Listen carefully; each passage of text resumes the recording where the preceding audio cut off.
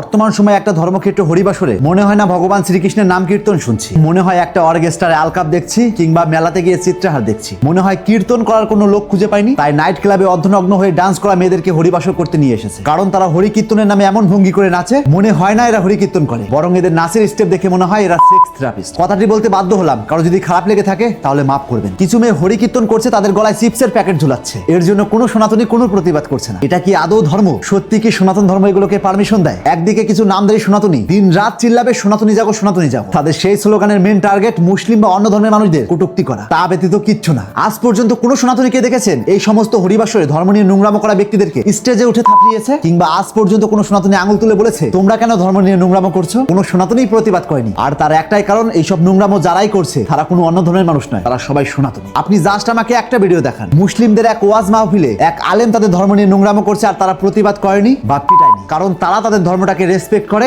এবং মেনে চলে, কোন রকম ভাবে তাদের ধর্মে নোংরামোর প্রশ্রয় দেয় না। মুসলিমদের কাছে ধর্ম নিয়ে নোংরামো করা মানে তাদের ধর্ম এবং তাদেরকে আঘাত করা, তাই তারা প্রতিনিয়ত ধর্ম নিয়ে প্রতিবাদ করে। অথচ আমরা কজন সনাতনী আছি, কেউ আমাদের ধর্ম নিয়ে নোংরামো করলে আমরা প্রতিবাদ করছি। আজ আমাদের ধর্ম এমন জায়গায় পৌঁছাচ্ছে, এমন নোংরা অঙ্গভঙ্গি করে আলকাপের গানে হরিকীর্তন না করলে সেই মঞ্চের লোকই হয় না। এর চাইতে লজ্জাজনক বিষয় আর কি হতে পারে? আমি জানি এই কথাগুলো খুবই তেতো, কিন্তু এগুলোই রিয়েলিটি। আজ কোনো এক হরিবাসরে 3 দিন নাম কীর্তন হলে যেই দিন খিচুড়ি বা খাবার দেওয়া হয় সেই দিন দেখবেন সেই আসরে লোকের অভাব নেই, আর যেদিন খাবার দেওয়া হয় না সেদিন সেই মঞ্চে 10 ভাগের 1 ভাগ মানুষ দেখা যায়। তার মানে কি খাওয়ার জন্য এই হরিকীর্তন? আর আমরা যখন এই বাস্তবতাগুলো আঙুল দিয়ে দেখিয়ে দেই এবং সনাতন ধর্মটাকে বাঁচানোর চেষ্টা করি, তখন এক শ্রেণীর নামধারী সনাতনীরা বলবে আমরা সনাতন ধর্মটাকে ছোট করছি, অসম্মান করছি কিংবা সনাতন বিরোধী। আমাদের কথাগুলো তাদের কাছে নোংরা মনে হয়, অথচ ধর্ম নিয়ে এই নোংরামোগুলো তাদের কাছে কোনো নোংরামো মনে হয় না। যদি ভগবান শ্রীকৃষ্ণকে কোনোদিন সামনাসামনি দেখতে পেতাম তাহলে তাকে আঙুল তুলে প্রশ্ন করতাম, হে ভগবান, কারা ঠিক, যারা ধর্ম নিয়ে নোংরামো করছে নাকি যারা ধর্মের আসল সত্যতা বলছে? ধর্ম নিয়ে এরকম নোংরামো চলতে থাকলে আর বেশি দিন নেই সনাতন ধর্ম বিলুপ্ত হওয়ার, শুধুমাত্র কয়েকশো বছরের অপেক্ষা। এখন হয়তো অনেকেই বলবেন সনাতন ধর্ম কোনোদিন বিলুপ্ত হবে না, তো তাদের উদ্দেশ্যে বলছি, একটা সময় সংস্কৃতি ভাষা সনাতনীদের প্রধান ভাষা ছিল, অথচ আজ সমগ্র সনাতনীর 5% সংস্কৃতি জানে কিনা সন্দেহ, অর্থাৎ সংস্কৃত ভাষা বিলুপ্তর পথে। আমাদের ধর্মের আসল নাম সনাতন ধর্ম, অথচ সেই নাম পরিবর্তন করে অন্যদের দেওয়া নাম হিন্দু ব্যবহার করছি। আর আপনি বলছেন ধর্ম বিলুপ্ত হবে না? পৃথিবীর যে কোনো জিনিস যদি চর্চা না হয় সেই জিনিসের নোংরামো বেড়ে যায়, তা বিলুপ্ত হবেই, এতে আপনি চান